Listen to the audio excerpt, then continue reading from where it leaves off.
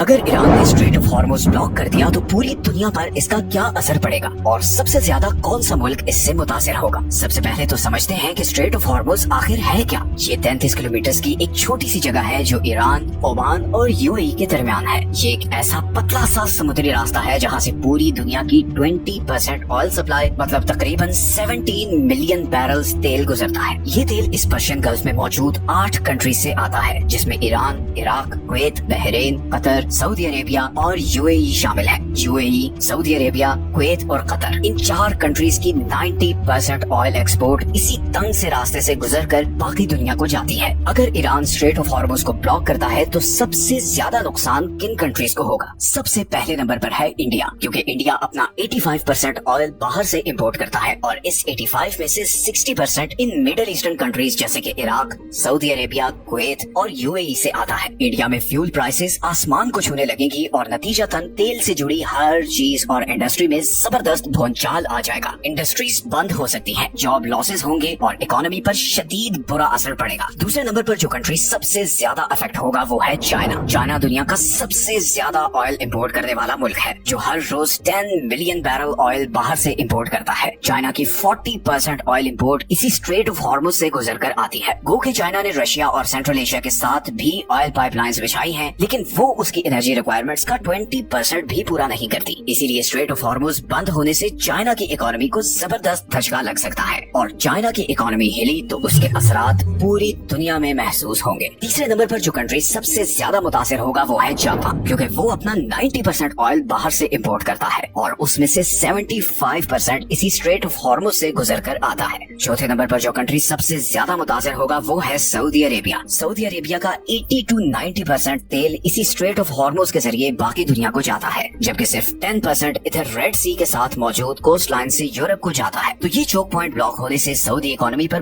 بہت برا امپیکٹ پڑے گا۔ اگر ایک دم کسی ملک کے 80 to 90% ریونیو کو ختم کر دیا جائے تو اس کا کیا حال ہوگا؟ کچھ ایسا ہی سعودی عربیہ کے ساتھ ہو سکتا ہے اور پھر بہت پاسبلٹی ہے کہ سعودی عربیہ اس روٹ کو کھولنے کے لیے اپنی ملٹری کا استعمال کرے، جس سے سچویشن مزید خراب بھی ہو سکتی ہے۔ پانچویں نمبر پر آتا ہے پاکستان، جس کا 90% آئل اسی اسٹریٹ آف ہارموز سے گزر کر آتا ہے۔ پاکستان اپنی 27% انرجی نیڈز اسی آئل سے پوری کرتا ہے۔ تو یہ روٹ بلاک ہونے کی صورت میں پاکستان میں زبردست انفلیشن آ سکتی ہے، لیکن یہاں پر ایک بڑی انٹرسٹنگ چیز یہ ہے کہ کیونکہ پاکستان ایران کے ساتھ بارڈر شیئر کرتا ہے تو کئی گورنمنٹ رپورٹس کے مطابق پاکستان کا 35% ڈیزل ان آفیشلی ایران سے آتا ہے، جس کا مطلب ہے کہ اگر یہ روٹ بلاک ہوتا ہے تو ہو سکتا ہے کہ گورنمنٹ پھر انڈر ہینڈ یا ایون آفیشلی ایران سے تیل بھی لینا شروع کر دے۔ اس کے بعد جس کنٹری پر سب سے زیادہ اثر پڑے گا وہ ہے UAE، کیونکہ اس کا آلموسٹ 72% آئل یہاں سے گزر کر باقی دنیا کو جاتا ہے۔ UAE کے پاس ایک آلٹرنیٹو ہے ہبشن فجیرہ پائپ لائن، جس کے ذریعے وہ اسٹریٹ آف ہارموز کو بائی پاس کر کے 60% تک تیل وہاں سے دنیا کو ایکسپورٹ کر سکتا ہے۔ بٹ UAE کی اکانومی کا جو سائز ہے اس کے لیے 40% کا لاس بھی بہت خطرناک ہو سکتا ہے۔ اس کے بعد پھر یورپین کنٹریز جیسے کہ فرانس، جرمنی اور اٹلی ہیں جن کا آن ایوریج 10% آئل اسی اسٹریٹ آف ہارموز سے گزر کر آتا ہے، وہاں بھی اس بلاکیڈ کا کافی برا اثر پڑے گا۔ گلوبل لیول پر دیکھیں تو پرائس پر بیرل $150 سے اوپر جانے کی پریڈکشن ہے، جس سے پھر پوری دنیا میں بہت زیادہ انفلیشن آ سکتی ہے اور شاید دنیا ایک زبردست ریسیشن میں چلی جائے۔ تو یہ صرف 33 کلومیٹر کا چھوٹا سا ایریا اتنی طاقت رکھتا ہے کہ پوری دنیا کو ہلا کر رکھ دے۔